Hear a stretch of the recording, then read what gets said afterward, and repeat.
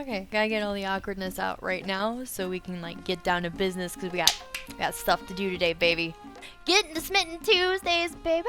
Greetings, beautiful viewers. This is Smitten, and welcome back to Gettin' to Smitten. This is episode 2, where we are going to cover the time I was born up until about 3 years old today. If you guys haven't seen it, episode 1 is out. Make sure you go check it out before you watch this one, because it might be just a little bit confusing starting out the series at episode 2, because it's going to be kind of chronological in the sense that we're going to be going from start to finish, being born till 30, when apparently you die. Your life is over at 30, and that's what it feels like, and that's why I'm going back and looking at what have I done in 30 years on this tiny little pale blue dot.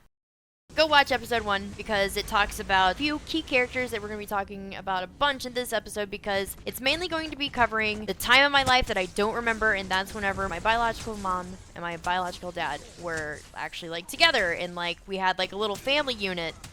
And I don't know much about this time of my life, like at all. Like we're gonna get into the really juicy stuff once we hit kindergarten, first grade. So I imagine next episode you guys are gonna start to get the real juicy details, because that's when I can start remembering things that happened. So what happened? When were you born, Smitten? I was born December 4th, 1986. I am from Oklahoma. I was born to my Maja and my Faja.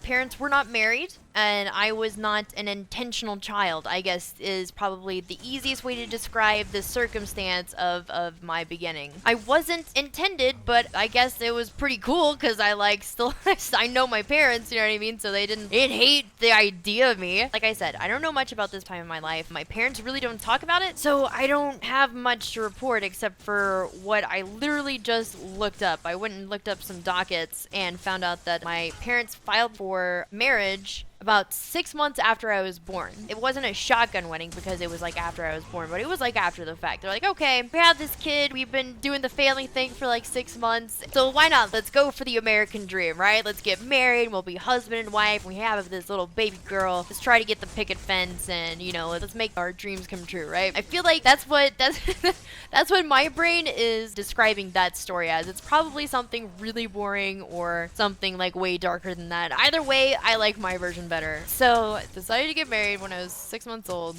and then I don't know. I apparently lived on a trout farm for a time period, like the 3 of us, with my mom's parents, so my grandmother and my grandfather on my mom's side, and we had trout and we farmed them. It's like super really interesting Oklahoma stuff, right? There is one story I do remember my dad telling, like here's one from that time period that he tells all the time. So I have no idea how old I was, but apparently I was running around this trout farm. The way he described it to me, it was just like a circular, like almost like track shape. You know what I mean? Apparently up here on the top curve, the way the landscaping was, is it was like this hill or something. It's like slight incline that just like kind of came back down. Whenever I was really young, I was running outside this trout farm, and I was like running around this water everywhere because it was a trout farm. Trout are fish, right? I'll even put a little picture up of a trout so you guys won't be confused for people who have no idea what trout are. All right, I got you, babe. Don't worry. So I'm running around this pond. The way he describes it, I'm just like hauling ass around this like little pond thing. Whenever I got to this slight incline, I didn't adjust my body. I apparently just kept running on the same terrain, and I like slowly fell over into the pond. My dad says 1 minute he saw me run around the pond, next minute he heard a splash. He was like, I freaked the fuck out, man. He was like, I hauled ass over there and I dove in and I like got you out of the water, and your mom was freaking out and your grandpa was freaking out, and I was just like, dude, I don't even know what's going on. I saved her though. That one story is so telling about certain parts of my personality. It's just so it's juicy, like the amount of information that you divulge from that one little story. It's so telling. Oh, I just found out a really fucked story. It kind of weirded me out when I first heard it. I was like, oh, but like, and it's gonna gross you out at first, but I guess like once I kind of explain a little bit, you'll understand. So here's the story. I found out just recently, and when I say just recently, I mean like this year, like in 2016. I was going out with my father and my stepmother for my father's birthday. I asked him, I was just, what was I like as a baby? And he was like, you had some stomach problems. And I was just like, gave him this face like, what do you What do you mean stomach problems? I could tell he was uncomfortable, and I like gave him a look. I was like, all right, now you've kind of cracked about something. You're uncomfortable about it, and now I gotta know. He was like, well, your grandma fed you spoiled food when you were a baby. I was like, what? Whenever my dad said that you had intestinal problems as a child, I was thinking a developmental problem, or maybe I ate something I wasn't supposed to. No, being fed spoiled food was not on my top 3 guesses as to why I had gastrointestinal issues as a child. My grandmother on my mother's side fed me spoiled food. She was like prepping me for a life where I would be forced to eat spoiled food. Whenever I first heard that story, I was like, oh my god, I was a baby! You were feeding a baby spoiled food! What? Who does that? I was really freaked out about this little piece of information, and then Soap and I had this conversation. I told him the story. I was like, dude, I'm a little weirded out by that, because like, what the fuck? Who feeds an infant spoiled food just in case they ever have to fucking eat spoiled food? And he was like, bae, she's like 75. She's the child of the people who lived through the Depression. So, like, in the Depression, you had to eat spoiled food. And he was, like, telling me all, like, the historical, like, context for it. And I was like, oh, okay, all right. That's a little bit more acceptable, but it's still fucking gross. It's a weird piece of information, and you're welcome. All right, next story. There are several different things going on about this murky period of my life as to why my parents split up. It doesn't really matter, honestly. It's only interesting to me because I want to know what's real, not so I can point fingers and be like, oh, you did rule and I rule. No. I just want to know the story of, how things happen in my life. My mom and my dad were married for 2 years and 3 months. And then they filed for divorce. I was almost 3 years old, and I don't remember anything about it because I was 3. The possibility of you actually remembering anything prior to age 4 or 5 is slim to nil, just because of the way your brain works, the way it develops over time. So I don't have any real memories of this. All I have are stories. Growing up, I always wondered why my parents weren't together. And it wasn't ever weird to me. It was comfortable because that's all I ever knew. Like, from the time that I could remember, my biological parents had been separated. And so it was, like, normal to me. And I was just like, okay, this is how things are. And that's okay. And I was okay with it. I never really questioned it as far as, I'm hurt about this or I feel like this isn't right.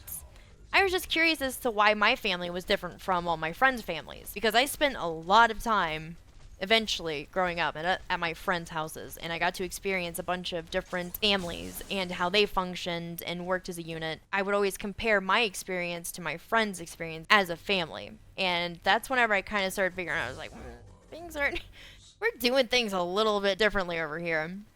As far as why they got divorced, I don't know exactly why, and I hear different stories. What I feel like the real reason was my mom was very young when she had me. She was 17 when she actually gave birth to me. So she got together with my dad and stayed with him for 3 years. So she was 19 whenever she was like, okay, this isn't working out. That's what I think happened is my mom, she was like, okay, let's try to have this family. Let's see how this goes. And then she, I guess after about 3 years, she was like, okay, I don't want to do this. They got divorced. In my mind, that's the reality of what happened. What I heard from people that happened was apparently my mom and my dad were in a fight one day, and I'm really little, right? And I'm running around in my diapers still, and my mom and my dad are in this really big fight. My mom said something probably really shitty.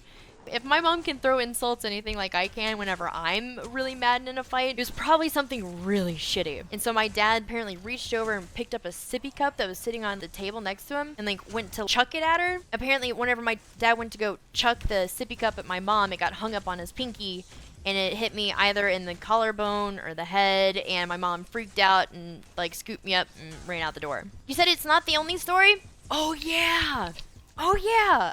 Okay, the other version of that story that we hear is that I was running around one day with a sippy cup in my hand, and I'm really little, and I run over to my dad, and I just fucking nail him in the balls with my sippy cup. Apparently I nailed him in the balls. Oh, he was in a lot of pain. Apparently my mom was laughing at him, and then my dad went to throw the sippy cup at her, and it got hung on his pinky, and it hit me in the collarbone or the head. I don't know.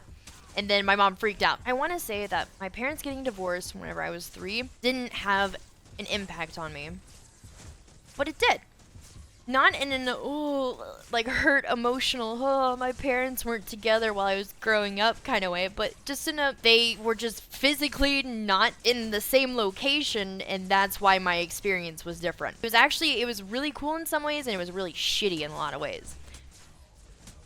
With just like everything, I would have had the same amount of stuff to bitch about if my parents stayed together. I guarantee you, alright? So there's like a million ways this could have gone, but it was a pretty cool and complex way to kind of grow up. So they got divorced in '89. And about a year after my mother divorced my father, she married my stepfather. This is the episode that you get to meet a figure in my life that was very... Okay, he's a complex character, and the way that I interacted with him throughout the entirety of my life and up until this day has changed many, many, many times, and I feel really guilty about a lot of what I attributed to the situation, but my stepfather and I, we did not get along. We did not. And I know a lot of that was my fault because I think I was angry.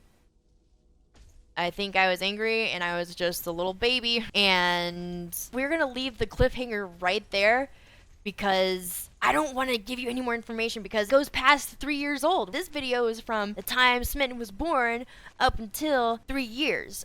And that's right whenever this happens, and I'm going to leave it right there. I'm going to leave the rest of the information and the rest of the stories, all the juicy bits for the next episode. Thank you guys so much for hanging out with me, and I hope you guys are enjoying the series. Looking at all the comments from the last video, you guys really are enjoying it. I'm having a lot of fun kind of putting it together because it gives me a chance to kind of go back and reflect on the tiny little itty-bitty parts of my life and who I am, and I get to look at them as an adult, which is probably the coolest experience out of all of this. I hope you guys hang out for the rest of these episodes. I will be continuing to produce these videos until I turn 30, and I'm aiming for every Tuesday. Let's do it! Tuesdays! Alright, I'll see you guys next episode. Alright, here we go. In a 3, 2, 3, 2, 1. Oh, burp. Cause I'm gonna do what I'm supposed to do. I'm just kidding. Kind of chronological. Job. Speech impediments are hard. God, I'm so ADD. So distractible. I can't remember where we were.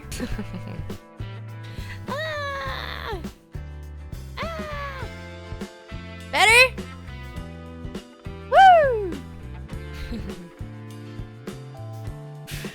And I'm the best. Stop recording, so just stop.